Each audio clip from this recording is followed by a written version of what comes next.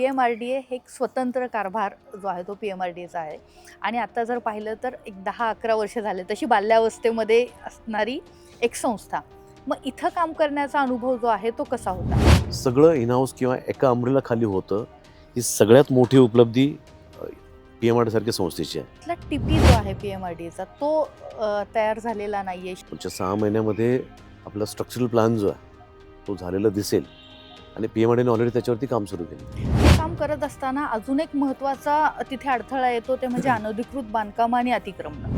आता रुंदीकरणानंतर जर का प्रत्यक्ष काम सुरू नाही झालं तर पुन्हा ही अतिक्रमणं जी आहेत ती मूळ पदावरती येतात. त्यामुळे केलेले कष्ट जे आहेत ते वाया जातात. तुमच्या या सगळ्या कार्यकालामध्ये कुठलं महत्त्वाचं काम जे आहे की ते तुम्ही पूर्ण केलं असं तुम्हाला वाटतंय किंवा कुठलं राहून गेलं? एक काम जे आहे ना ज्याचं म्हणजे पराकोटीचं समाधान ज्याने मला मिळवून दिलं ते म्हणजे पुणे डिझास्टर रिस्पॉन्स फोर्स.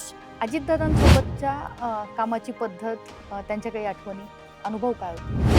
म्हणजे त्यांच्या आठवणींशिवाय म्हणजे पुणे जिल्ह्यातलं जो काही विकास मागच्या 25-30 वर्षामध्ये झाला आहे तर त्या प्रत्येक विकासाच्या प्रत्येक विटेला म्हणजे दादांचा स्पर्श झालेला आहे. प्रशासकीय कामकाज करताना राजकारण्यांचा हस्तक्षेप हा एक महत्त्वाचा भाग येतो.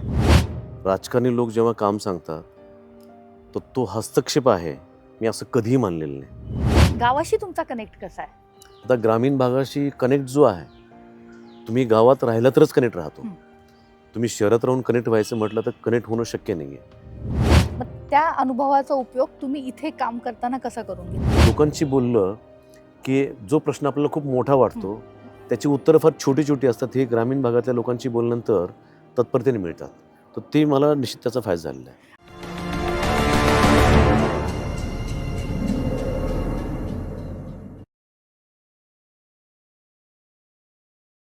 शासकीय संस्था असू द्यात किंवा खाजगी संस्था असू द्यात, त्या संस्थेच्या मुख्य पदावरती असणाऱ्या अधिकाऱ्याची दृष्टी यावरती त्या संस्थेचा विकास हा अवलंबून असतो. असंच एक नेतृत्व PMRDAला लाभलं ते म्हणजे डॉक्टर योगेश म्हसे. 18 महिने डॉक्टर योगेश म्हसे यांनी PMRDAचा कारभार जो आहे तो सांभाळला. अनेक महत्त्वाकांक्षी प्रोजेक्ट जे आहेत ते त्यांनी या आपल्या कालावधीमध्ये राबवले. नुकतीच त्यांची अल्पसंख्याक विभागाच्या सचिवपदी ही बदली झालेली आहे. आज या निमित्तानंच आसपासच्या विशेष कार्यक्रमामध्ये मी डॉक्टर योगेश म्हसे यांच्याशी खास गप्पा मारणार आहेत. PMRDA त्या ठिकाणी काम करताना त्यांना आलेला अनुभव आणि एकूणच त्यांची कारकीर्द ही कशी राहिलेली आहे. सतत लोकांमध्ये वावरणारा अधिकारी म्हणून त्यांना ओळखलं जातं. लोकांशी असणारा कनेक्ट आणि तो कनेक्ट जो आहे तो त्यांच्या कामातून सुद्धा वारंवार वेगवेगळ्या ठिकाणी पाहायला मिळालेला आहे. आणि आज त्यांच्याशीच आपण आसपासमध्ये या सगळ्या सविस्तर विषयावरती त्यांच्याशी आपण बोलणार आहोत. सर नमस्कार. नमस्कार. मी तुमचं स्वागत करते. सगळ्यात पहिल्यांदा प्रश्न हा आहे तो PMRDAचा. PMRDA पुणे आणि पिंपरी चिंचवड या 2 शहरांसह पुणे जिल्ह्यातला जो महत्त्वाचा ग्रामीण भाग आहे त्यातला एक महत्त्वाची संस्था ही दोन्ही महापालिकांच्या बरोबरीची संस्था म्हणून ओळखली जाते. या संस्थेचं आयुक्तपद तुम्ही गेले 18 महिने सांभाळलं. काय अनुभव होता?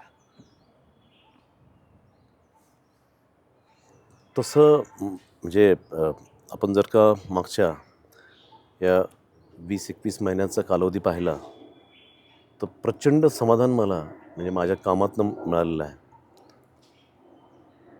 दोन्ही महानगरपालिका आणि PMRDA हे या 3 संस्था ज्या आहेत तर याच्यावरती PMR रिजनचं विकसन जे आहे ते खरं तर अवलंबून आहे. पण काम करत असताना हे पुढचे 35-40-50 वर्ष समोर ठेवून या एकूण संपूर्ण परिसराचं नियोजन करताना त्यातले बारकावे म्हणजे भौगोलिक बारकावे समजून घेणं आणि अचूकपणे त्याच्यासाठीचं नियोजन करणं हे खरं तर एक फार मोठं चॅलेंज होतं. मला हे पुणे जिल्ह्यामध्ये मी पूर्वी नोकरी केलेली असल्यामुळे किंवा माझ्या नोकरीची सुरुवात पुणे जिल्ह्यामध्ये झालेली असल्यामुळे पुणे जिल्ह्याची भौगोलिक परिस्थिती किंवा संपूर्ण परिसर जो आहे तो मला माहिती होता. तर त्याच्यामध्ये सह्याद्रीच्या पर्वतरांगा आणि पूर्वेकडचा जो भाग आहे तो मी सगळा म्हणजे संपूर्ण जिल्ह्यातला पाहिलेलं होतं. त्यामुळे नियोजन करताना मला फार सोपं गेलं. एरवी काय होतं की एखादा अधिकारी जेव्हा नवीन पोस्टिंगला येतो किंवा एखाद्या जिल्ह्यात एखादं पद ग्रहण करतो, तर त्यावेळी त्याला तो जिल्हा कळण्यासाठी किमान 1 वर्षाचा कालावधी जातो. आणि जिल्ह्यातली राजकीय आणि भौगोलिक परिस्थिती समजल्यानंतर प्रत्यक्ष कामाला जेव्हा सुरुवात करायची असते, तो 1 वर्षाचा काळ जो आहे तो माझ्या दृष्टीने तो वाचलेला होता. म्हणजे प्रत्यक्ष तो म्हणजे पूर्वीच्या माझ्या पुणे जिल्ह्यातल्या अनुभवातनं तो भरून निघालेला होता. आता विकासाचं नियोजन करताना म्हणजे पुणे जिल्ह्यातले जर का आपण प्रश्नांचं हे केलं, म्हणजे एनलिस्टिंग केलं किंवा प्रश्न असे शोधायचा प्रयत्न केला, तर ट्रॅफिक कंजेशन हा पुणे जिल्ह्यातला खूप सगळ्यात मोठा विषय, सगळ्यात मोठा प्रश्न आज निर्माण झालेला आहे. ट्रॅफिक आणि त्याच्यामुळे झालेलं कंजेशन. दुसरा जो प्रश्न आहे तो शहरीकरणामुळे किंवा नागरिकीकरणामुळे म्हणजे शहर जे वाढले किंवा गावाचं रूपांतर जे शहरामध्ये झालं आहे, तर शहरांचे प्रश्न जे आहेत हे दुसरं आव्हान मला PMRDमध्ये आल्यानंतर पाहायला मिळालं. आणि तिसरं जे आव्हान म्हणजे मी जे इथं पाहिलं किंवा ज्याला सामोरं गेलो आहे, तर ते होतं प्रदूषणाचं. तर या तीनही बाबींवरती काम करण्याचं म्हणजे मी इथं आल्यानंतर ठरवलं. आणि शासनाचं सुद्धा या तीनही विषयांकडे अतिशय बारकाईने लक्ष होतं किंबहुना आहे. तुम्ही या 3 गोष्टी सांगितल्या. या 3 गोष्टींमधली सगळ्यात महत्त्वाची गोष्ट म्हणजे ट्रॅफिक. हिंजवडीचा भाग असेल, वाघोली असेल किंवा चाकणमध्ये जायचं असेल, तर सकाळी 8च्या किंवा 7च्या आधी घराबाहेर पडावं लागतं, तर वेळेत तुम्हाला कुठल्या ठिकाणी पोचायचं असेल तर. याच्यावरती काय रोडमॅप तुम्ही तयार केला? प्रथमतः ह्या संपूर्ण परिसर जो आहे, तर याच्यातले जिथून ट्रॅफिक जनरेट होतं किंवा जिकडे ट्रॅफिक अट्रॅक्ट होतं, असे सेंटर्स जे आहेत, तर ते खरं तर शोधायला लागले. मग त्यातले प्रमुख ठिकाणं जी होती ती औद्योगिक सेंटर्स होती. म्हणजे जिकडे लोक जायचे किंवा जिकडे ट्रॅफिक अट्रॅक्ट व्हायचं किंवा जिथं रोजगाराच्या संधी आहेत, हे भाग शोधावे लागले. आता ठळकपणे म्हणजे तर खरं तर शोधण्याची गरज पण नाही, रोज दिसते आपल्याला काय घडतं आहे ते. म्हणून काही ठळक क्षेत्र जी आहेत ज्याच्यामध्ये पिरंगुट आहे किंवा हिंजवडी आहे, चाकण आहे, रांजणगाव आहे, शिक्रापूर आहे किंवा लोणी काळभोर आहे, उरुळी कांचन आहे. तर अशी ही जी ठिकाणं आहेत, त्या ठिकाणी प्रचंड ट्रॅफिक कंजेशन होत असल्याचं लक्षात आलं. आता ते होण्याचं कारण जे आहे, तर रस्त्यांची रुंदी जी आहे तेवढीच आहे, वाहनांची संख्या वाढली आहे. दिवसागणिक वाढती आहे. म्हणून म्हणजे आता केंद्र सरकारकडनं किंवा राज्य सरकारकडनं नॅशनल हायवेच्या माध्यमातून अनेक प्रकल्प येऊ घातलेले आहेत. तर त्याच्याचबरोबर पुणे महानगर प्रदेश प्राधिकरणानं आपले स्वतःचे काही प्रकल्प आयडेंटिफाय केलेले होते. तर मी जसं ही जी ठिकाणं आता आपल्याला सांगितली, अशीच काही भविष्यामध्ये निर्माण होणारं किंवा भविष्यात विकसित होणारे ठिकाणं जे आहेत, ज्याच्यामध्ये पुरंदरचं एअरपोर्ट आहे. तर पुरंदरच्या एअरपोर्टकडे जाणारे रस्ते, तर तो सुद्धा एक भविष्यातलं टार्गेट एरिया आहे. त्याच्यानंतर पुणे जिल्ह्यात खूप मोठ्या प्रमाणावरती धार्मिक स्थळं आहेत किंवा पर्यटन स्थळं आहेत. तर पर्यटन स्थळांकडे जाणारे रस्ते जे आहेत किंवा पर्यटन स्थळांचा विकास जो आहे, तो एक प्रायोरिटीचा विषय होता. धार्मिक स्थळांकडे जाणारे रस्ते जे आहेत, त्याचं विकसन किंवा ते धार्मिक स्थळाचा परिसर विकसित करणे, तोही मोठा प्रायोरिटीचा विषय होता. सो याच्यामध्ये चाकण, हिंजवडी, औद्योगिक क्षेत्राबरोबरच पर्यटन, धार्मिक स्थळं आणि ह्याच्याही पलीकडे जाऊन पुणे महानगर प्रदेश प्राधिकरण जे आहे, तो इनर रिंग रोड विकसित करत आहे. म्हणजे दोन्ही शहरं आणि त्याच्या लगतचा इनर रिंग रोड जो आम्ही विकसित करतो आहे, तर इनर रिंग रोड आणि आउटर रिंग रोड, तर ह्याची कनेक्टिव्हिटी एस्टॅब्लिश केली पाहिजे किंवा असली पाहिजे, तर त्यालाही प्राधान्य देणं. हे PMRDAचं तसं पाहिलं तर रिंग रोड हा सगळ्यात महत्त्वाचा प्रोजेक्ट आपल्याला म्हणता येईल आणि त्याला सुरुवातीच्या काळामध्ये विरोधसुद्धा खूप झाला आणि आता बऱ्यापैकी तो मूर्त स्वरूपामध्ये आले असं म्हणता येईल. तर हे दोन्ही प्रोजेक्ट जे तुम्ही सांगितले की इनर रिंग रोड आणि आउटर रिंग रोड, हे आत्ता जर तुम्ही त्याचं जे काम केलं तर पुढच्या किती वर्षाचा विचार करून तुम्ही ती आखणी केलेली आहे? असं आहे की आउटर रिंग रोड जो आहे समजा तो विकसित झाला, पण आउटर रिंग रोडला जर का शहराशी जोडलं नाही आपण, तर त्याचा जेवढा उपयोग व्हायला पाहिजे तेवढा होणार नाही आहे. शहरातल्या लोकांना बाहेर पडण्यासाठी जे रस्ते लागतात, तर ते आम्ही 11 रस्ते आयडेंटिफाय केलेले आहेत. त्या 11पैकी 3 रस्त्यांचं म्हणजे एस्टिमेट्स DPR वगैरे सगळे झालेले आहेत. उर्वरित रस्त्यांचं म्हणजे हळूहळू ती कामं होतील. पण कनेक्टिव्हिटी एस्टॅब्लिश करणं हे अत्यंत महत्त्वाचं होतं, कारण शहरातनं लोकांना बाहेरच पडता येत नाही आहे किंवा बाहेर पडता येते परंतु मग असे चांगल्या प्रकारचे रस्ते नाही आहेत. तर तो एक आम्ही प्रायोरिटीचा विषय घेतलेला होता. आणि ह्याच्या पलीकडे पुणे जिल्ह्यासाठी 2018ला कॉम्प्रिहेन्सिव्ह मॉबिलिटी प्लॅन तयार केला होता, ज्याच्यानं जिल्ह्यातले प्रमुख रस्ते एकमेकाशी जोडायचे राहून गेलेले होते. हे काही मिसिंग लिंक्स होत्या. तर CMPमधल्या त्या मिसिंग लिंक ज्या आहेत त्या आयडेंटिफाय केल्या. साधारणतः 24 मिसिंग लिंक्स आहेत. तर त्या 24 मिसिंग लिंक जर का डेव्हलप केल्या तर मेजर हायवे जे आहेत ते एकमेकाला शहराकडे येण्याच्या अगोदरच कनेक्ट होतील. म्हणजे त्या वाहनांना शहराकडे यायला लागणार नाही. तर ते आयडेंटिफाय करून त्याच्यावरही काम सुरू केलेलं आहे. आता मी जसं हे मिसिंग लिंक्स आपल्याला म्हटलं तसे काही जंक्शन्स आहेत, म्हणजे ज्याच्यामध्ये पिरंगुट जंक्शन आहे, म्हणजे भुगावचं आहे, सोमाटेन जंक्शन आहे, त्याच्यानंतर चाकण जंक्शन आहे, शिक्रापूर जंक्शन आहे, वाघोली आहे, लोणी कंदा आहे, कदमबाग वस्ती आहे, लोणी काळभोर आहे, उळी. हे सगळे जंक्शन जे आहेत तर त्याचा इम्प्रूव्हमेंटचा सुद्धा आम्ही प्रोग्राम PMRDकडनं घेतलेला आहे. म्हणजे जंक्शन इम्प्रूव्ह करताना तिथे कनेक्ट होणारे सगळे रोड जे आहेत तर त्याचे म्हणजे काय म्हणतात त्याला टर्निंग रेडियस किंवा कर्व्स वगैरे जे आहेत तर त्याचं करेक्शन्स करणं, ट्रॅफिक. पण हे काम करत असताना अजून एक महत्त्वाचा तिथे अडथळा येतो, ते म्हणजे अनधिकृत बांधकामं आणि अतिक्रमणं. हिंजवडीमध्ये तुम्ही कारवाई केली, पण पुढे काय नेमकं त्याचं? नाही, झालं आहे काय याच्यामध्ये की कुठलाही रस्ता विकसित करायचा असेल तर आपल्याला पहिल्यांदा त्याचं एक्झिस्टिंग राईट ऑफ वे जो आहे म्हणजे अस्तित्वात असलेला आणि जो असायला हवा तो जोपर्यंत येत नाही ताब्यामध्ये तोपर्यंत रोड विकसित करता येत नाही. आम्ही हिंजवडीमध्ये हे मोठ्या प्रमाणावरती ते रस्ते जे आहेत ते रुंद केले. आता रुंदीकरणानंतर जर का प्रत्यक्ष काम सुरू नाही झालं तर पुन्हा ही अतिक्रमणं जी आहेत ती मूळ पदावरती येतात. त्यामुळे केलेले कष्ट जे आहेत ते वाया जातात. पुणे जिल्ह्यामध्ये सगळे हायवेज जे आहेत म्हणजे आपण साधारणतः 7,000 ते 7,500 बांधकामं किंवा अतिक्रमण रस्त्यावरची ही PMRD आणि इतर सर्व यंत्रणा मिळून ती काढलेली आहे. ते काढल्यानंतर डेफिनेटली लोकांना त्याचा हे मिळाला म्हणजे त्याचा फायदा झाला आहे. परंतु जर का वेळीच ती रस्ते विकसित नाही झाले तर मग पुन्हा एकदा ते लोक अतिक्रमण करणारे लोक येतील आणि जो वापराखाली रस्ता आहे तो व्यापून जाईल. तर ते एक फार मोठं चॅलेंज आहे. आता ह्याच्यात हे चॅलेंज आहे ते चॅलेंज राहू नये म्हणून आम्ही अतिक्रमण काढल्या त्या रस्त्याचा संपादनाची प्रक्रिया सुरू केली. पण संपादनाची प्रक्रिया एकतर TDR लोकांना देऊन किंवा प्रत्यक्ष आर्थिक नुकसान भरपाई देऊन हे दोनच मार्ग आहेत की ज्याच्यातून आपण ती जागा ताब्यात घेऊ शकतो.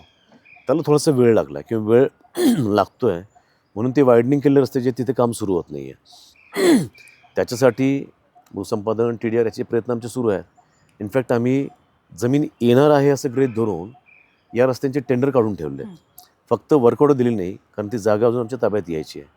पण निश्चितपणे अतिक्रमणचं फार मोठं चॅलेंज म्हणजे सगळ्याच रस्त्यांवरती आहे. ह्याच्याच बरोबर आहे ना, अजून इथला टिपी जो आहे PMRDचा तो तयार झालेला नाही आहे. शहर आणि हा सगळा भाग जो आहे तो खूप वेगानं वाढतोय, कशाही पद्धतीनं बांधकाम होतं. तर टिपी तयार करण्यामध्ये काय अडचणी आहेत?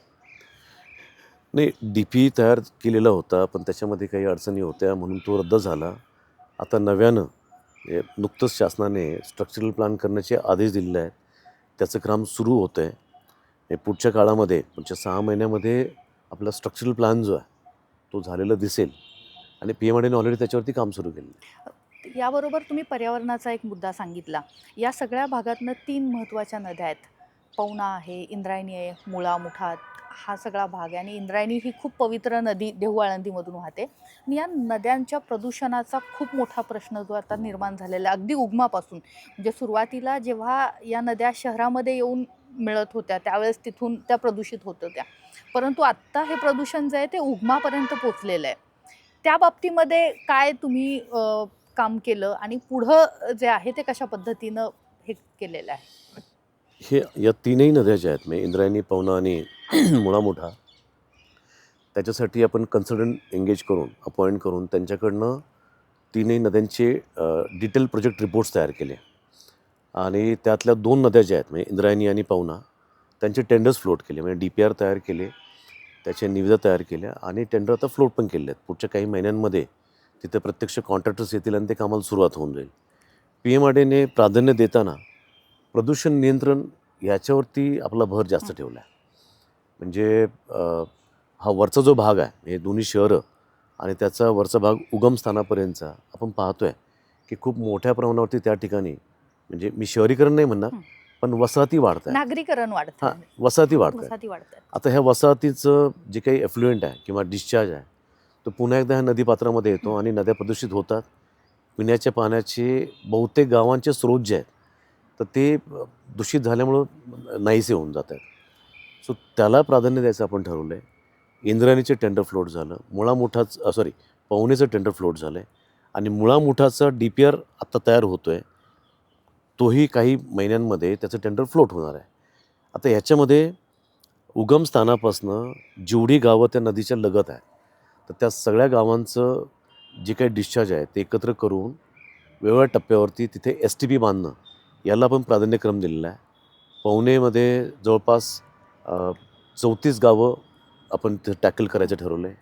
इंद्रायणीच्या बाबतीत 45 गावं आणि नगरपंचायत आणि नगरपालिका मिळून 7 असं एवढे आपण त्यात टॅकल करतो आहे. त्यामध्ये 2 महत्त्वाची धार्मिक स्थळं आहेत, देहू आणि आळंदी, तर ते सुद्धा इंद्रायणीमध्ये कव्हर होत आहेत. आणि मुळामुठाचं जे आहे, आता मध्ये जे काही साथीचे आजार पुणे शहरामध्ये उद्भवलेले होते तर कदाचित त्याचं कारण हे दूषित पाणी असू शकेल किंवा त्यावेळेस तसं ते आहे असं लक्षात पण आलेलं होतं. पण हे सगळं PMRDकडनं काम सुरू झाल्यामुळं नजीकच्या भविष्यामध्ये ह्या 3 नद्या ज्या आहेत त्या निश्चितपणे आपल्याला स्वच्छ झालेल्या पाहायला मिळतील. अजून एक मला असं विचारायचं आहे की इथल्या कामाचा अनुभव कसा होता? म्हणजे तुम्ही सांगितलं की तुमची पहिली पोस्टिंग जी आहे ती पुण्यामध्ये झाली. RDC म्हणून सुद्धा तुम्ही इथे काम केलेलं आहे. पण PMRDA हे एक स्वतंत्र कारभार जो आहे तो PMRDAचा आहे. आणि आता जर पाहिलं तर एक 10-11 वर्ष झाले तशी बाल्यावस्थेमध्ये असणारी एक संस्था. मग इथं काम करण्याचा अनुभव जो आहे तो कसा होता? PMRDAचं वेगळे पण मी एका गोष्टीमध्ये पाहतो आहे, अन्य कुठल्याही डिपार्टमेंटला म्हणजे महानगरपालिका जर सोडल्या तर अन्य कुठलेही डिपार्टमेंट जे आहे ते त्या डिपार्टमेंटचं स्पेशलाइज्ड वर्क जे आहे, म्हणजे जसं PWD जे आहे ते फक्त रस्ते करतं, पाणी पुरवठा विभाग जे आहे ते फक्त पाणी सप्लाय करतं. PMRDA या सगळ्या बाबी पाहतं. म्हणजे PMRDAमध्ये रस्ते पण आहेत, पाणी पुरवठा पण आहे, मलनिस्सारण पण आहे. म्हणजे काय नाही PMRDAमध्ये हा प्रश्न विचारायला लागेल. म्हणजे सगळं एका अम्ब्रेलाखाली किंवा एका रूफखाली PMRDAला करण्याची संधी मिळते. बाकी डिपार्टमेंट असं कुठलंच डिपार्टमेंट नाही, महानगरपालिका, जिल्हा परिषद आणि हे जर सोडलं जिल्हा परिषद, महानगरपालिका, नगरपालिका, तर एकाच रूफखाली सगळी कामं करता येतात असं दुसरं कुठलं प्राधिकरण नाही आहे. हे जेवढे रिजनल डेव्हलपमेंट अथॉरिटीज निर्माण झालेले आहेत तर तिथल्या कमिशनरला किंवा तिथले जे कोणी प्रमुख अधिकारी आहेत तर त्यांना एक फार मोठी संधी आहे. म्हणजे इतर कोणाकडं फारसं जायला लागत नाही. सगळं इनहाऊस असल्यामुळं सर्वे इकडेच होतो, प्लॅनिंग इकडेच होतं, बांधकाम परवानगी इकडेच होतात, रस्ते इकडेच विकसित होतात, नद्या इकडेच स्वच्छ होतात किंवा जे काही विकसन आहे, रस्ते असतील, उड्डाणपुलं असतील किंवा टनेल असेल, अजून काय असेल, सगळं इनहाऊस किंवा एका अम्ब्रेलाखाली होतं. ही सगळ्यात मोठी उपलब्धी PMRDA संस्थेची आहे. मी समजा महसूल विभागात होतो किंवा अन्य ठिकाणी बऱ्याच ठिकाणी काम केलं, पण तिथं त्या विषयापुरतं काम करायला लागायचं मर्यादित स्वरूपामध्ये. इथं ते एक वेगळेपण आहे आणि त्याचं एक वेगळं समाधान पण आहे. आणि मग हे करत असताना तुम्ही आता जे सांगितलं की सगळ्या गोष्टी, पण दुसरी गोष्ट म्हणजे अजूनही या 10 वर्षामध्ये लोकांमध्ये एक अवेअरनेस नाही आहे PMRDAकडे आपली कुठली कामं आहेत. साधं बांधकाम परवानगी PMRDAकडून आपल्याला घ्यावी लागते, हे सुद्धा ग्रामीण भागामध्ये अजूनपर्यंत पोचलेलं नाही. तर हा जो PMRDAचे अधिकारी आणि लोक यांचा कनेक्ट जो आहे तो का जुळला नाही किंवा तुम्ही त्यासाठी काय प्रयत्न केले? नाही, काय झालं आहे की PMRDAचं ऑफिस स्थापन झालं 10 वर्षापूर्वी आणि 2 मुख्यालय PMRDAची आहेत. एक आहे ते मुख्यालय तसं हेडक्वार्टर आकुर्डीला झालं नंतर, पण अगोदरचं होतं ते औंधमध्ये होतं. तर दोन्ही ठिकाणी ऑफिसेस आजही कार्यरत आहेत. म्हणजे काही विभाग जे तिकडे काम करतात, काही विभाग इकडे काम करतात. पण आपण मला तसं निश्चितपणे PMRDAचा आपण जर विस्तार पाहिला तर जवळपास 793 गावांमध्ये आहे. बरोबर. आणि भौगोलिक त्याचं म्हणजे स्क्वेअर किलोमीटर्समध्ये जर एरिया पाहिला तर 6000 स्क्वेअर किलोमीटरचा एरिया आहे. आता ग्रामीण नागरिकांना औंधच्या मुख्यालयात यायचं किंवा आकुर्डीच्या मुख्यालयात यायचं तर गावातनं किंवा घरातनं निघाल्यापासून इथं पोहोचायला 4-4, 5-5 तास लागतात. बरं, प्रवास करताना साधन एक नाही आहे. कधी बस घ्यायला लागते, मेट्रो घ्यायला लागते, तुमची लोकल ट्रेन घ्यायला लागते, कधी रिक्षा घ्यायला लागते. त्याच्यातनं खूप ते जिकिरीचं होऊन जातं. आणि तशात अशा प्रकारचं एक प्राधिकरण स्थापन झालं हे कोणाला माहीतच नव्हतं. म्हणजे लोकांना फारसं माहीत नव्हतं. गेल्या 2.5 वर्षामध्ये माझ्या या इथल्या कालावधीमध्ये आम्ही PMRDAला म्हणजे लोकांनी आमच्याकडे येण्यापेक्षा PMRDAने लोकांकडे जावं याच्यासाठी सातत्याने प्रयत्न केले. सगळ्यात पहिले जर का काय केलं असेल आम्ही, तर PMRDAच्या जबाबदाऱ्या कोणत्या किंवा PMRDA काय काम करतं याचे म्हणजे वार्षिक कॅलेंडर जे असतं, त्या कॅलेंडरच्या बॅकसाईडला आम्ही ते लिहून गावोगाव ते प्रसिद्ध केलं. त्याच्यानंतर PMRDAची वेबसाईट अतिशय अद्ययावत अशी सगळ्या कामाचं स्वरूप त्याच्यावरती लोकांसाठी पब्लिश केलं. आता कॅलेंडरवरती का केलं? त्याचं कारण हे होतं की अजूनही पुणे महानगर प्रदेशातला बराचसा एरिया असा आहे की जो शॅडो एरियामध्ये तिकडे इंटरनेट कनेक्टिव्हिटी नाही आहे. तर तिथल्या गावातल्या लोकांना कळावं की PMRDA काय आहे, कोण अध्यक्ष आहेत, कोण अधिकारी आहेत, कसं काम चालतं वगैरे वगैरे हे कळण्यासाठी आम्ही डायरीज पाठवल्या आणि कॅलेंडर्स पण पाठवले. हा एक प्रयोग झाला. त्याच्यानंतर असं लक्षात आलं की हे प्रयत्न जे आहेत ते पुरेसे नाहीत. म्हणून आम्ही काय केलं, म्हणजे माननीय मुख्यमंत्री महोदयांच्या मान्यतेने, अथॉरिटीच्या मान्यतेने PMRDAचं डिसेंट्रलायझेशन केलं. डिसेंट्रलायझेशन केलं म्हणजे तालुक्याचे ऑफिसेस निर्माण केले. तर PMRDAच्या अखत्यारीत जे 9 तालुके आहेत, तर प्रत्येक तालुक्याच्या मुख्यालयामध्ये आपण एक ऑफिस तयार केलं आणि जे लोक तालुका लेवलचं काम करत होते, त्यांना ह्या दोन्ही मुख्यालयातनं काढून तालुका लेवलला नेऊन बसवलं. अतिशय प्रभावीपणे आत्ता तालुका लेवलला हे काम सुरू आहे आणि नागरिकांना फारसं इकडे यायला लागत नाही. तालुक्यामध्ये त्यांची कामं होतात. ते करत असताना अधिकारांचं विकेंद्रीकरण म्हणजे पहिलं कार्यालयाचं विकेंद्रीकरण केलं, नंतर अधिकारांचं विकेंद्रीकरण केलं. पूर्वी बांधकाम परवानग्या ज्या आहेत त्या 100% आयुक्तांच्या स्तरावरती यायच्या, 100%. म्हणजे 100% 100 फायली, 100च्या 100 फायली आयुक्तांकडे यायच्या. आता 90% वर्क जे आहे ते आपण डेलिगेट केलं आहे. म्हणजे तालुका लेवललाच त्या सगळ्या फायली त्यांच्या व्हायला लागल्या आणि निश्चितपणे म्हणजे आता लोकांना कळतं आहे की बाबा PMRDA म्हणजे कामाला लागले किंवा PMRDA जे आहे ते डिसेंट्रलाइज झाल्यामुळं ॲक्सेसिबल आहे. लोक जवळच्या जवळ असल्यामुळं जाऊन भेटून कामं त्यांची मार्गी लागायला लागली. याला जोडून एक प्रश्न, तुमची सर्व्हिस जी आहे ती सगळी पुण्यामध्येच झाली. पुण्यामध्ये कुठलाही अधिकारी येणार तो म्हणजे उपमुख्यमंत्री अजित पवार, हे पारखून अधिकारी या ठिकाणी आणायचे. ते आता आपल्यात नाही आहेत. तुमचा संबंध खूप त्यांच्याशी आला असेल. कालच ज्या महत्त्वाकांक्षी एक पूल जो पुणे विद्यापीठातला दुमजली पूल जो आहे त्याचं उद्घाटन काल लोकार्पण झालं. त्याला त्यांचं नाव देण्याची मागणी आणि त्या सगळ्या गोष्टी आहेत. अजितदादांसोबतच्या कामाची पद्धत, त्यांच्या काही आठवणी, अनुभव काय होते? दिवंगत अजितदादा तर त्यांचा म्हणजे कामाची पद्धत किंवा त्यांचा कामाचा उरक हे निश्चितच म्हणजे आपण जर का पाहिलं तर अशी माणसं म्हणजे घडण्यासाठी खूप मोठा कालावधी जायला लागतो. म्हणजे अजितदादांचं आपण जर का राजकीय वाटचालीबद्दल मला अधिकार नाही बोलायचा, परंतु त्यांचा प्रशासकीय जो काही आमच्याशी संबंध आला मागच्या 30-32 वर्षांमध्ये म्हणजे त्यांच्या कामातनं जी प्रगल्भता म्हणजे आपण सगळ्यांनी पाहिली आहे, तर ती ती मॅच्युरिटी, ती प्रगल्भता यायला एवढा मोठा कालावधी त्यांनी म जिथे कुठे होते त्या पदावरती किंवा अनेक वेळा उपमुख्यमंत्री राहिले, मंत्री राहिले, त्याच्यामुळे ते शक्य झालं. पण सगळ्यात मोठी गोष्ट जी होती म्हणजे त्यांना काम करून घेण्याची जी त्यांची शैली होती किंवा कार्यपद्धती होती, आपण मला ते बरोबर आहे. अतिशय चांगले अधिकारी हेरायचे, मग त्यांना निवडून आणायचं आणि त्यांच्याकरवी चांगली कामं करून घ्यायची. प्रसंगी आणलेला माणूस जर चुकत असेल किंवा चुकीचं वागत असेल तर त्याला त्याची जागा दाखवायची आणि त्याच्यासाठी किंवा त्या जागेवर दाखवताना त्यांनी कधीही मागेपुढे पाहिले नाही. अतिशय स्पष्टपणे त्या अधिकाऱ्याला सांगून मोकळे व्हायचे. पण कामाच्या गुणवत्तेमध्ये त्यांनी कधी तडजोड केली नाही. मला आठवतं आहे जो काही माझा प्रवास आहे म्हणजे त्यांच्याबरोबरचा, की माझं खरं तर परिवीक्षाधीन कालावधी जो होता तो बारामतीमध्ये झाला. नंतर पुणे शहरात मी आलो. नंतर मग सांगली आणि परत पुणे, मुंबई असा तो प्रवास झालेला आहे. पण मी जे त्यांच्या अंगी जे काही गुण होते, म्हणजे त्याच्यामध्ये नियोजन जे आहे ते अतिशय काटेकोर पाहिजे. वेळेच्या बाबतीत मी तेवढा म्हणजे काय म्हणतात त्याला वेळ पाळणारा माणूस मी नाही पाहिला. त्याच्यानंतर आळस नसलेला माणूस जर कोणी मला विचारलं कोण होता, तर ते निश्चितपणे दादा होते. आणि किती तास काम करायचं, ज्या माणसाला म्हणजे काय वेळ काळ मर्यादाच माहीत नव्हत्या, अशी ती व्यक्ती होती. जे काही करायचं ते अचूक आणि अतिशय उत्तम दर्जाचं, याच्यावरती त्यांचा प्रचंड विश्वास होता. मला आठवतं आहे की पिंपरी चिंचवड प्राधिकरणाची जी बिल्डिंग आहे, जी आज PMRDची हेड ऑफिस आहे, त्यावेळी म्हणजे माझ्याच कालावधीमध्ये ती इमारत पूर्ण होऊन तिचं उद्घाटन झालेलं होतं.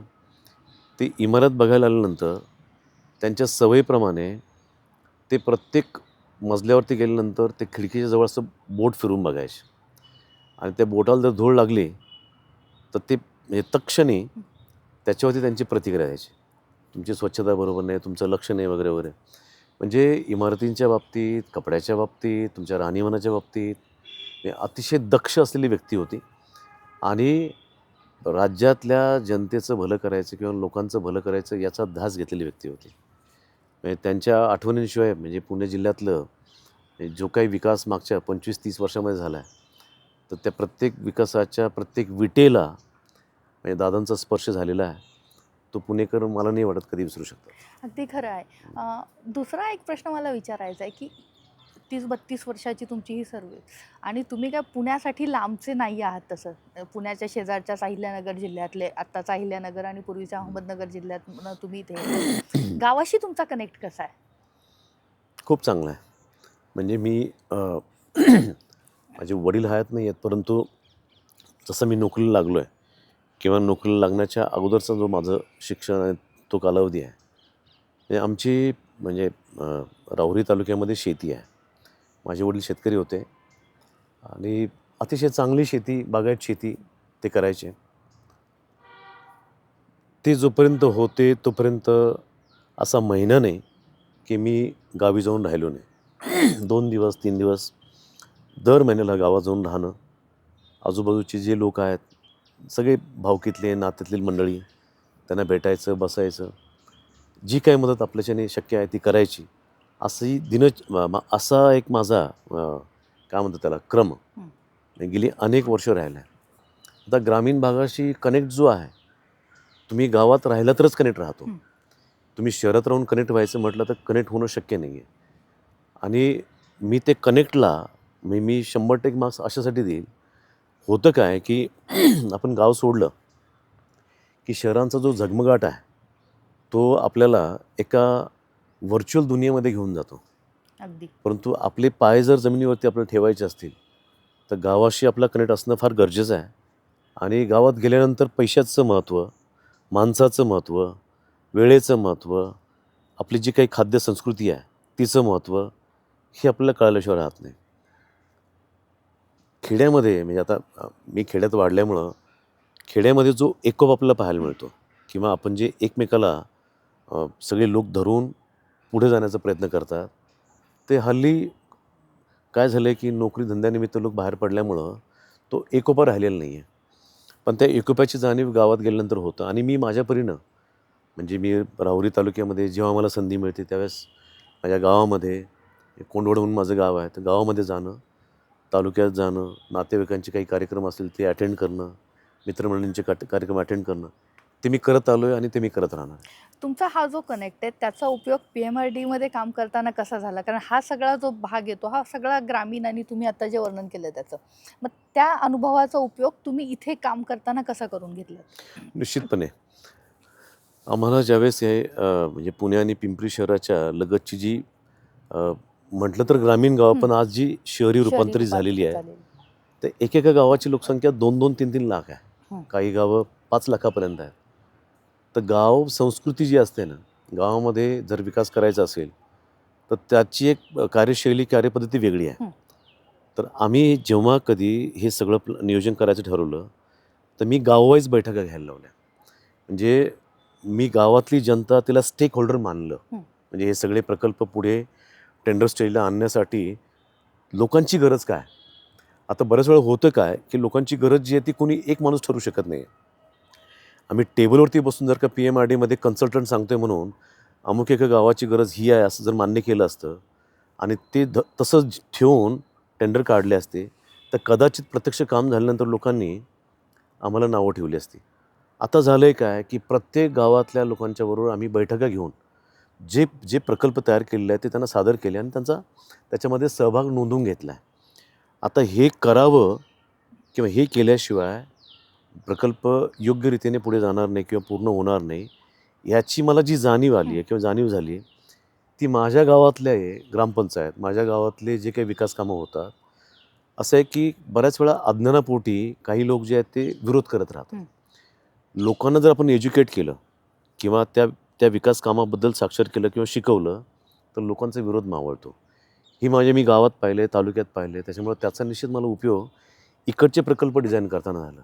आता रस्त्यांची कामं करताना सुद्धा कोणते रस्ते घ्यावेत आणि कोणते घेऊ नयेत किंवा कुठे बायपास केले पाहिजे कुठे नाही केले पाहिजे हे गावातल्या लोकांशी बोलल्यानंतर लगेचच कळतं. असं आहे शिकलेला माणूस वाईट असतो असं नाही आहे. पण जे अनुभव त्या त्या ठिकाणी गावात राहणाऱ्या लोकांकडे असतात तर ते अनुभव निश्चितपणे ह्या तालुक्यातल्या शहरातल्या माणसाकडे नसतात. तर लोकांशी बोललं की जो प्रश्न आपल्याला खूप मोठा वाटतो त्याची उत्तरं फार छोटी छोटी असतात हे ग्रामीण भागातल्या लोकांशी बोलल्यानंतर तत्परतेने मिळतात. तर ते मला निश्चित त्याचा फायदा झालेला आहे. आणि त्यामुळं कदाचित तुम्हाला इथल्या लोकांनी पटकन स्वीकारलं असेल ना, कारण सुरुवातीला PMRDAच्या कामकाजाबाबत असणारा एक रोष होता किंवा विरोध भूसंपादनाच्या बाबतीमध्ये जे विरोध झाले तर लोकांचा तुम्हाला प्रतिसाद मिळणारा होता तो कसा होता? अतिशय चांगला मिळाला. मी जेवढ्या काही बैठका म्हणजे मी एक ठेवलं होतं की मी कधी हे नाही विचार केला की बाबा मी कमिशनर आहे आणि मी गावोगावच्या बैठका घ्यायच्या की नाही घ्यायच्या मी कधीही त्याचा विचार नाही केला. मी एका गोष्टीवरती नितांत विश्वास ठेवतो की जोपर्यंत तुम्ही डायरेक्ट बोलत नाही तुमची भूमिका लोकांना कळत नाही किंवा लोकांची भूमिका तुम्हाला कळत नाही तोपर्यंत तुमचे निर्णय जे ते अचूक होत नाही. याच्यावरती माझा म्हणजे विश्वास आहे. म्हणून मी त्या लोकांशी बोललो. प्रसंगी लोकांनी विरोध केला पण मी तो विरोध नाही मानला. म्हणजे मुळात काय आहे की लोक विरोध जे आहे त्याच्यामागची त्यांची वेदना जी आहे ती आपण समजून घेतली पाहिजे.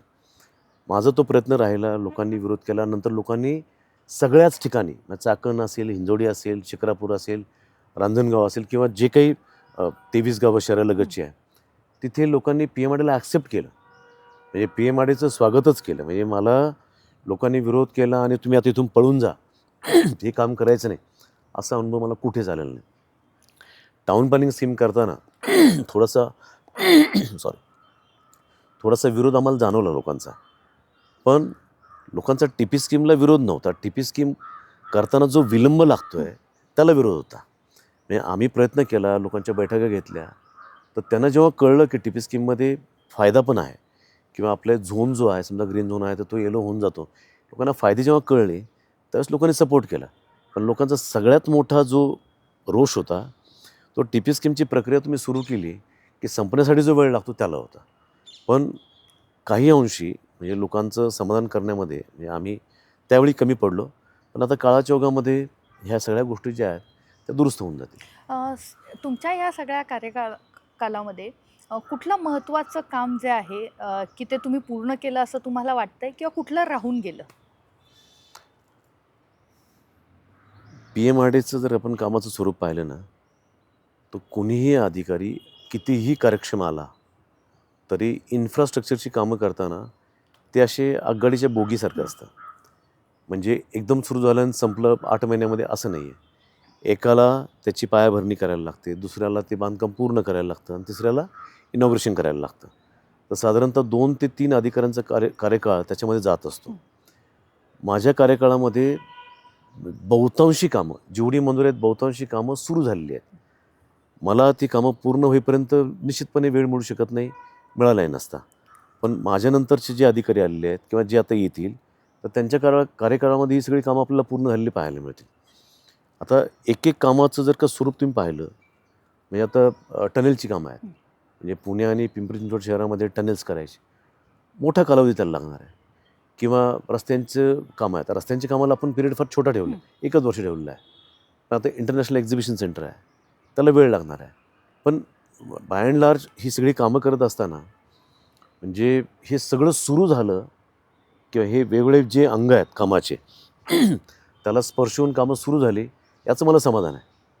पण एक काम जे आहे ना, ज्याचं म्हणजे पराकोटीचं समाधान ज्याने मला मिळवून दिलं, ते म्हणजे पुणे डिझास्टर रिस्पॉन्स फोर्स. म्हणजे PDRF नावाचं एक आपण फोर्स PMRDचा तयार केलेला आहे, ज्याच्यामध्ये 90 लोक, प्रशिक्षित 90 लोक, ज्याच्यामध्ये कुठल्याही प्रकारचं डिझास्टर घडलं, मग ते केमिकल पॉइझनिंग असो, ॲक्सिडेंट्स असो किंवा अजून लँडस्लाईड, कुठल्याही प्रकारच्या डिझास्टरसाठी PMRDची एक वेगळी यंत्रणा सज्ज आहे. सर्व साधनसामग्री त्याला आपण प्रोव्हाइड केलेली आहे. म्हणजे मुख्यमंत्री महोदयांनी आल्यानंतर पहिला निर्णय हा घेतला होता आणि हा प्रत्यक्षात उतरला आहे. आणि हा जो फोर्स आहे 90 लोकांचा, ज्याच्याकडे सगळे मशीन्स आहेत, यंत्रसामग्री आहे, इतरही टेक्निकल जे इक्विपमेंट लागतात, गॅस कटर वगैरे सगळं आहे. या लोकांनी जेव्हा कुंडमाळचा पूल पडला तेव्हा आमच्या लोकांनी काम केलं. लवासामध्ये लँडस्लाईड झाले तेव्हा ह्या लोकांनी काम केले, हे धावून गेले. एकतानगरमध्ये पाणी भरलं तेव्हा ही सगळी मंडळी धावून गेली. मध्यंतरी पुणे महानगरपालिकेच्या एक भिंत कोसळली, काही मजूर काढले गेलेले होते. PDRFच्या लोकांनी तिथे काम केलं. एक्सप्रेस वेचे छोटे मोठे जे ॲक्सिडेंट्स होत आहेत, जरी MSRDCची स्वतःची टीम असली तरी आजूबाजूला फार मोठ्या प्रमाणावरती कारखाने उभे राहिलेले आहेत. MIDC सक्षम आहे, MSRDC सक्षम आहे, पण आम्ही PMRD म्हणून आमचीसुद्धा एक वेगळी यंत्रणा उभी केलेली आहे. ती यंत्रणा जेव्हा कामाला लागते आणि अनेक लोकांचे प्राण वाचताना दिसत आहे, मला सगळ्यात मोठं समाधान ते जे काही फोर्स आला त्याचं झालेलं आहे. आता पुढच्या टप्प्यामध्ये हे शहर किंवा हा कारभार सोडून तुम्ही जाताय, पुढचा कामकाजाचा टप्पा हा सगळा आहे, त्याबद्दल काय वाटतंय? काय सरकारी नोकरी म्हटलं की जिथे कुठे जाणार आहे तिथे काम करायला लागणार आहे. आता जिथे कुठे माझं पोस्टिंग झालं आहे तर ते मंत्रालयामध्ये सेक्रेटरी मायनॉरिटीज डिपार्टमेंटला माझी नियुक्ती झालेली आहे. तिथे कामाचं स्वरूप तितकंसं मला अजून माहीत नाही आहे. पण तिथे गेल्यानंतर जे काही असणार आहे आणि जो काही माझा उर्वरित कालावधी आहे, तर त्यामध्ये चांगल्यात चांगलं करणं, जो माझा स्थायी भाव आहे, तो करण्याचा मी प्रयत्न करणार आहे. प्रशासकीय कामकाज करताना राजकारण्यांचा हस्तक्षेप हा एक महत्त्वाचा भाग येतो. मुख्यमंत्री असतील, उपमुख्यमंत्री असतील, तुम्ही अजितदादांच्या आठवणी ज्या आहेत त्या सांगितल्या, त्यांची कार्यपद्धती सांगितली. असे कुठले प्रसंग आले की जिथे खटके उडाले? मुख्यमंत्र्यांसोबत जेव्हा डायरेक्ट कनेक्ट होतो एखाद्या प्रस्तावाच्या संदर्भात वगैरे, त्यावेळेचे काय अनुभव आहेत? काय विश्वास अधिकारी म्हणून टाकला जातो? कशा पद्धतीनं ते तुमच्याकडे पाहत असतात? लोकशाही व्यवस्थेमध्ये म्हणजे प्रशासकीय अधिकारी म्हणून काम करताना राजकारणी मंडळींशी नेहमीच संबंध येतो. म्हणजे एका रथाची ती 2 चाकं आहेत असं म्हणतो. म्हणजे प्रशासन आणि राजकीय मंडळी हे दोघे जर एका गतीनं चालले किंवा एक गती, दोघांची गती जर सारखी राहिली तर विकास खूप झपाट्यानं होतो. हे माझ्या पूर्ण करिअरमध्ये राजकारणी लोक जेव्हा काम सांगतात तर तो हस्तक्षेप आहे, मी असं कधीही मानलेलं नाही. म्हणजे खरं तर राजकारणी मंडळी जेव्हा आपल्याला काम सांगतात तर आमची जी चाकोरी आहे किंवा आमचा जो रस्ता आहे तो नीटपणे आम्ही चालावं याच्यासाठी ते मार्गदर्शन आहे, असं मी त्याकडे पाहत आलो आहे. आम्ही जर का राजकारणी मंडळीचं ऐकलं नाही तर माझं असं ठाम मत आहे की प्रशासकीय अधिकारी आणि सामान्य जनता याच्यामध्ये फार मोठं डिस्कनेक्ट असतं. ते डिस्कनेक्ट जर भरून काढायचं असेल तर ते राजकारण्यांचं ऐकल्याशिवाय भरून निघूच शकत नाही. 1 नंबर 2, हे माननीय मुख्यमंत्री महोदय किंवा माननीय उपमुख्यमंत्री महोदय किंवा अन्य मंत्री महोदय, आमदार, खासदार यांच्याबरोबर काम करताना म्हणजे म्हणजे आता त्यांनी जेव्हा जेव्हा सांगितलं किंवा एखादं काम ते सांगतात, कधीही ते चुकीच्या कामाचा अट्टहास करत नाही. आणि समजा एखादी व्यक्तीनं त्यांच्याकडे ते काम मांडलं आणि समजा त्यांना जर वाटलं ते चुकीचं आहे तर त्यांच्या ते लक्षात येतं. पण ते त्यांनी सांगितल्यानंतर आपण काय पद्धतीनं त्यांना सांगतो, म्हणजे मी पाहिलं आहे बऱ्याच वेळा म्हणजे ते प्रश्न जो आहे तो अधिकाऱ्याला कळत नाही, त्याच्यामुळे त्याचं उत्तरही त्याला कळत नाही आणि ते न कळाल्यामुळं जे उत्तर जायला पाहिजे ते योग्य पोहोचत नाही. पण मी जे अनुभवलं आहे म्हणजे माझ्या संपूर्ण कालावधीमध्ये राजकारणी मंडळींना म्हणजे खरं तर ना, म्हणजे एखादा अधिकारी किंवा एखादा शासकीय कर्मचारी जो आहे तो समोर काय दिसतो याच्यापेक्षा त्याचं मागचं ट्रॅक रेकॉर्ड काय आहे, याच्यावरती राजकारणी मंडळी ठरवत असतात त्याला काय सांगायचं आणि काय नाही सांगायचं. म्हणजे तुमचं ट्रॅक रेकॉर्ड जर चांगलं असेल तर सगळे आजूबाजूचे लोक जे आहेत ते तुम्हाला जे काही सांगायला पाहिजे ते काय सांगायचं आणि काय नाही सांगायचं हे ठरवतात. कधीही म्हणजे हस्तक्षेप त्यांनी केला म्हणजे असं जर का तुम्हाला वाटायला लागलं तर कुठेतरी आपण त्यांना कन्व्हिन्स करण्यामध्ये कमी पडतोय किंवा सांगण्यामध्ये कमी पडतोय हे त्या अधिकाऱ्यांनी समजलं पाहिजे, उमजलं पाहिजे. या सरकारी कामाच्या व्यतिरिक्त आवडीनिवडी काय आहेत? आवडीनिवडी व्यायाम हे एक माझी खूप हे मोठी आणि चांगली आवड आहे. या व्यायामामध्ये जिमिंग करणं, वॉक करणं, धावणं. मी पब्लिक स्कूलमध्ये शिकल्यामुळे हे लहानपणापासूनच म्हणजे वयवर्ष 5चं असताना मला बोर्डिंग स्कूलमध्ये टाकलेलं होतं. त्यामुळं सकाळी 5:30ला रुटीन सुरू करायचं आणि रात्री 9:30ला थांबायचं. असं साधारणतः आमचं ते रुटीन असायचं. त्यामुळे रोजचं व्यायाम केला पाहिजे हे माझ्या त्याच्यामध्ये बिंबवलेलं आहे. तर माझ्या सगळ्यात आवडीचा विषय जो आहे तो व्यायाम आहे किंवा स्वतःला फिट ठेवणं याला मी सर्वोच्च प्राधान्य देतो. आणि ते का? तर माझं एका गोष्टीवरती नितांत विश्वास आहे, की मी लोकांना चांगली सेवा किंवा इतरांचं तेव्हाच भलं करू शकतो जेव्हा मी स्वतः तंदुरुस्त आहे. माझा प्रयत्न हाच असतो की मी फिट राहिलं पाहिजे. पर्यायाने त्याचा फायदा माझ्या आजूबाजूचे जे कोणी आहेत ते, मग एखादं कार्यालय असेल किंवा माझे जवळचे लोक असतील, मित्र असतील, तर त्यांना होत गेलेला आणि होतो आहे तो. याच्या व्यतिरिक्त काही आणखीन आवड? आणखी आवड गप्पा. म्हणजे जो मला भेटेल, मी रिक्षा ड्रायव्हर भेटला, तर त्या रिक्षा ड्रायव्हरच्या पेशाचे जे काही अंग आहेत वेगळे, ते समजून घेण्याचा प्रयत्न करतो. कोणी एखादा म्हणजे शेतमजूर आहे, तर शेतमजुरांबरोबर चर्चा करणं, गप्पा मारणं, त्यांची सध्याची स्थिती काय आहे. हे मध्यंतरी लाडकी बहीण योजना जेव्हा आली, तर त्यावेळेस माझ्या स्वतःच्या शेतावरती खुरपणी सुरू होती आणि खुरपणी असताना तिथली एक महिला होती. तर तिला विचारलं, "ताई आता ही योजना आली, काय वाटतं?" तर त्यांच्या चेहऱ्यावरचा जो आनंद होता, तो पाहिल्यानंतर मला म्हणजे मनोमनी खूप बरं वाटलं.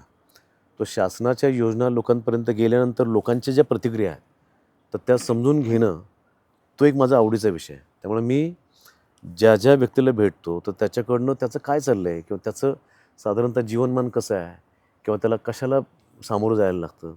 आता बऱ्याच वेळा मला कधीतरी म्हणजे हे काही म्हणजे आता गरीब लोक म्हणजे कोणतरी एखादा रस्त्यावरती पैसे मागत असतो, तर त्याच्याशी बोलल्यानंतर एक त्याच्या आयुष्याचा नवीन उलगडा मला होतो किंवा एखादी व्यक्ती फिजिकली डिसेबल्ड आहे, तर त्यांच्याशी बोलल्यानंतर म्हणजे ईश्वरानं आपल्याला किती भरभरून दिलं आहे किंवा अ, आता काय म्हणतात त्याला नियती जी आहे ती आपल्या बाबतीत किती अ, वेगळी होती याची जाणीव होते. कारण ही सगळी मंडळी समाजामधली जी वंचित आहेत, तर जोपर्यंत आपण त्यांच्याशी बोलत नाही, त्यांच्याशी संवाद साधत नाही, तोपर्यंत आपण एका मूर्खाच्या नंदनवत राहत असतो. म्हणजे आपलं असं वाटतं की आपल्यासारखे कोणच नाही किंवा आपण करतो ते खूपच चांगलं करतो.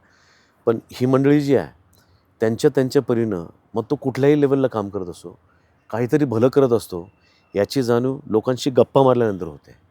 मग आता ह्याच्यात गप्पा एकदम तळागाळातले काम करणारे लोक आहेत किंवा उच्चभ्रू वस्तीमधले पण काही व्यापारी असतील, अजून कोणतरी असतील. त्यांच्याशी बोलल्यानंतर त्यांचंही व्यथा, त्यांचंही दुःख कळतं. सो मला असं वाटतं की म्हणजे मी पुस्तकं कमी वाचतो, पण माणसांना जास्त वाचण्याचा प्रयत्न करतो आणि मला असं वाटतं की पुस्तकाच्या बरोबरीनं मला माणसांना वाचताना, माणसांशी बोलताना माहिती मिळते किंवा ज्ञान मिळतं. अगदी खरं आहे. गप्पांमधून माणूस जो आहे तो आपल्याला कळत असतो आणि त्याचा उपयोग त्याचा आपल्या कामामध्ये होत असतो.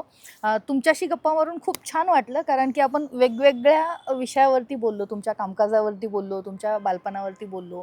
तुम्हाला काय आवडतं हे जाणून घेत असताना तुम्ही कशा पद्धतीने लोकांना अप्रोच होता, त्यांचे प्रश्न कसे समजून घेता हे कळलं. आसपासच्या या कार्यक्रमामध्ये गप्पा मारण्यासाठी तुम्ही जो वेळ दिला त्यासाठी पुन्हा एकदा तुमचे धन्यवाद. आसपासमध्ये आपण अशाच वेगवेगळ्या क्षेत्रातल्या लोकांशी गप्पा मारणार आहोत, त्यांना जाणून घेणार आहोत आणि त्यांना जाणून घेत असताना ते नेमकं काय काम करतात हे सुद्धा समजून घेणार आहोत. पाहत राहा आसपास.